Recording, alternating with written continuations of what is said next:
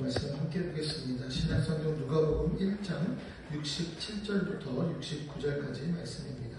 누가복음 1장 67절부터 69절까지 말씀 함께 봉독합니다. 그 부친 사가랴가 성령의 충만함을 받아 예언하여 이르되 찬송하리로다. 주 이스라엘의 하나님이여 그 백성을 돌아보사 속량하시며 우리를 위하여 구원의 뿔을 그 종 다윗의 집에 일으켰느니라. 아멘. 오늘 우리가 만날 사람이 사가랴입니다. 사가랴가 누구냐면 세례요한의 아버지가 바로 사가랴입니다. 특별히 기다림이 길어진 사람, 또 응답이 늦어지는 것 같은 사람에게는 오늘 이 말씀이 아마 우리에게 조금 더 힘이 되지 않을까라는 생각을 합니다. 사가랴가 이제 세례요한의 아버지인데 직업이 뭐냐? 제사장입니다. 성전에서 공직을 하던 제사장이에요. 그래서 성경에서 이 사가랴를 설명을 하는데 뭐라고 설명하느냐? 이렇게 설명을 합니다. 이 두 사람이 하나님 앞에 의인이니 주의 모든 계명과 규례대로 흠이 없이 행하더라. 그러니까 사가랴는 의인이에요. 흠도 없다라고 성경에 기록할 정도로 신앙의 모범생입니다. 그런데 그에게 있어서 한 가지 슬픔이 있어요. 그 슬픔이 뭐냐? 같이 한번 좀 7절 말씀 보겠습니다. 엘리사밧이 잉태를 못하므로 그들에게 자식이 없고 두 사람의 나이가 많더라. 네, 근데 자식이 없어요. 자식이. 당시 유대 사회에서 자식이 없다라는 것은 하나님의 저주다라고 생각을 합니다. 그래서 흠없이 살아온 이 의인에게 그런 평가가 조금 계속해서 따라다니는 거예요. 아, 저 사람은 의인인데 흠이 없고 어떡하지 좋은데 제사장인데 하나님의 저주 자녀가 없네? 계속 따라다녀요. 그러니까 이게 얼마나 가슴이 아픈 일이에요. 여러분, 우리도 이게 신앙생활하면서 가장 어려운 부분들입니다. 흠없이 살았는데 응답이 안 오는 거, 기도했는데 이 침묵만이 그냥 계속 돌아오는 거, 옆 사람은 다 받은 것 같은데 나만 못 받은 것 같은 그 외로움. 사가랴가 그런 사람이에요. 매일 성전에서 봉직했지만 집에 가면 빈방입니다. 찬송하면서도 마음 한구석은 텅 비어있는 것. 그런데 어느 날 큰 사건이 생겨요. 사가랴가 성전에서 분양할 때 천사 가브리엘이 나타납니다. 내 아내 엘리사벳이 아들을 낳으리니 그 이름을 요한이라고 하라. 평생 기다리던 응답이 이제 이루어집니다. 수십 년 기도했던 응답이 뻥 하고 이루어지는 거예요. 그럼 여러분 보자고요. 이 사가랴가 어떻게 반응했을까요? 지금까지 아들이 없어요. 없는데 천사가 나타나더니 엘리사벳이 아들을 낳을 것이고 그 이름을 요한이라고 할 것이다. 그러면 여러분 이 말씀에 대해서 우리가 뭐예요? 할렐루야예요. 그렇죠? 우리가 그냥 기도하고 모든 것들이 응답이 오면 그 모든 것들이 감사한다고요. 그런데 이 보니까 뭐라고 이야기하느냐? 내가 이것을 어떻게 할리요? 내가 늙고 안 해도 나이가 많으니까. 한다는 얘기가 뭐예요? 의심이 많아요. 그거 의심을 시작해요. 아니, 와서 아들을 낳을 거다라고 했으면 할렐루야 감사합니다 해야 되는데 의심이 많아요. 평생 흠없이 살았던 의인이 응답이 왔을 때 하는 첫 번째 행동이 뭐예요? 의심하고 있어요. 이게 왜 생기냐고요. 이건요, 너무 오래 기다렸습니다. 기다림이 너무 길어지면요, 응답이 와도 우리 잘 안 믿습니다. 이상해요. 여러분, 이게 진짜 우리들의 모습이에요. 처음 기도할 때는요, 그냥 뭐 뜨거운 것 같아요. 하나님 들어주세요, 들어주세요, 들어주세요. 시간이 지나면요, 진짜 들어주실까? 또 시간이 지나면요, 이제 안 되겠지? 그러다가 실제적인 응답이 딱 오면, 에이, 설마 이게 진짜겠어? 여러분, 기다림이 길어진 사람들의 특징이 이거예요. 응답을 받고도 못 믿어요. 그런데 천사가 어떻게 이야기했느냐? 여러분 20절 말씀에 보면 이렇게 기록을 합니다. 함께 봅니다. 시작. 보라, 이 일이 되는 날까지 내가 말 못하는 자가 되어 능히 말을 못하리니. 예. 의심해버리니까요. 천사가 그 다음에 뭐예요? 사가랴의 입을 그냥 막아버립니다. 여러분 이게 이 모습을 어떻게 생각하세요? 지금 의심하는 자에게 바로 천사가 이야기하는 거예요. 너 능히 말하지 못한다. 여러분 이게 무슨 형벌 같지요? 근데 저는요 이거 좀 다르게 봤어요. 이거 형벌이 아니겠구나. 저는 형벌인 줄 알았어요. 근데 형벌이 아니에요. 자세히 읽어보니까 이거 형벌이 아니라 훈련이었습니다. 사가랴는 평생 의인으로 살았지만 말이 많았을 가능성이 많아요. 우리 크리스천들이 그렇거든요. 신앙생활 오래 하면 말이 되게 많아요. 뭐 하면 목사보다 말이 더 많아요. 희한하죠. 설명이 너무 많을 수 있었던 것 같아요. 계산이 너무 빨랐을 수 있을 것 같아요.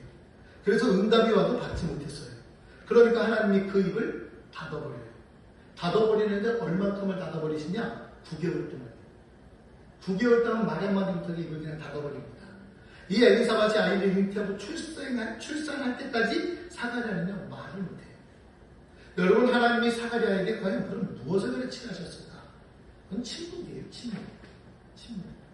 말이 많은 사람은요, 듣지 못합니다. 설명이 많은 사람, 보지 못해요. 그런데 입이 닫히고 귀가 열려버리는 거거든요. 마음이 열립니다.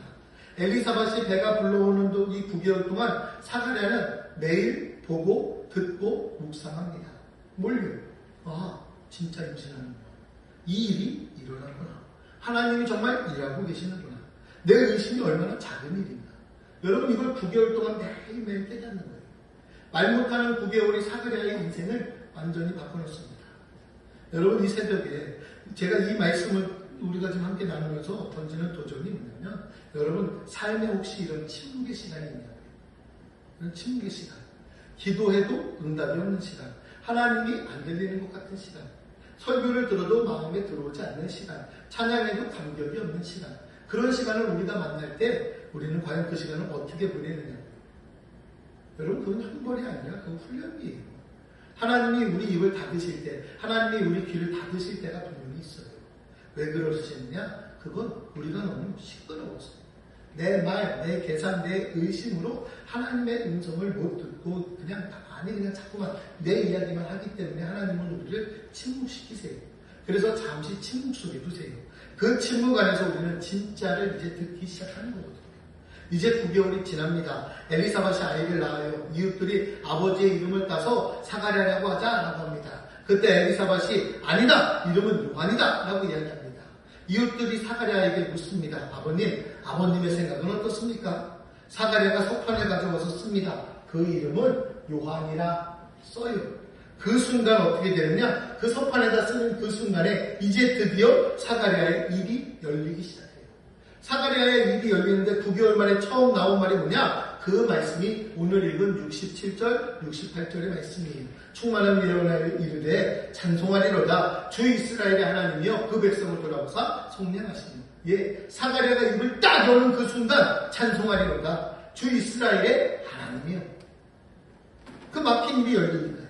여러분 잘 보세요. 9개월 동안 말 한마디도 못하다가 드디어 입이 열렸을 때 사가랴가 무슨 말을 가장 먼저 했느냐 그래요. 불평 아니에요. 아, 왜 9개월 동안 나는 말을 못하게 해갖고 말이에요. 여러분, 그런 항의가 아니에요. 설명이 아니에요. 내가 지금까지 말 못한 이유는 이런 거예요. 이런 설명이 아니에요. 내가 얼마나 답답했는지 알아? 이런 이야기 아니에요. 제일 먼저 했던 건 뭐예요? 찬송이에요. 찬송. 침묵 9개월을 보낸 사람에게 가장 먼저 터져나온 게 찬송이에요. 여러분, 이게 이 말씀의 핵심이에요.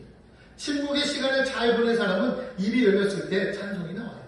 침묵의 시간을 잘 보낸 사람은 입이 열렸을 때, 침묵의 시간을 잘 못 보낸 사람은 입이 열렸을 때 불평이 나와요.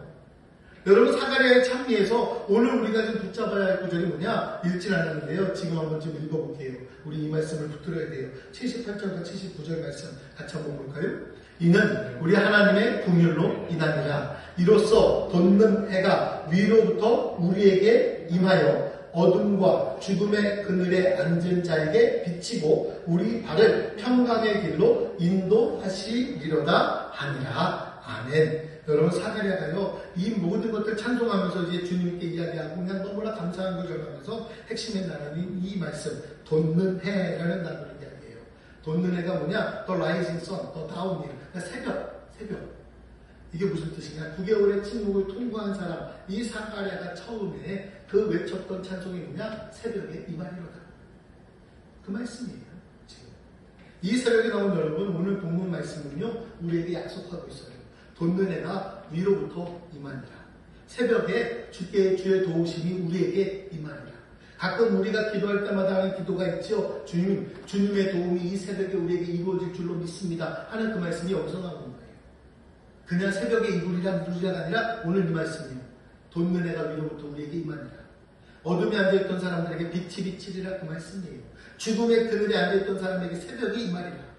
여러분, 오늘 이 화요일을 보낼 때 여러분들 이 말씀이요, 우리의 침묵이 아니라 하나님께서 함께 하심으로 도움의 해가 오늘 우리들에게 떠올라 이 새벽부터 임하니라. 우리 IMCR병원의 새벽부터 주의 도움이 임하니라. 우리의 모든 삶의 새벽부터 주의 도움이 임하니라. 우리 병원장님 위에 정말 새벽부터 도움이 임하니라. 우리 모든 각자에게 새벽부터 도움이 임하니라. 여러분, 이 말씀에 대해서 우리가 하나님 앞에 찬송하리로다 외칠 수 있는 귀하고 복된 우리의 하루하루가 되기를 주의 이름으로 부탁드리겠습니다.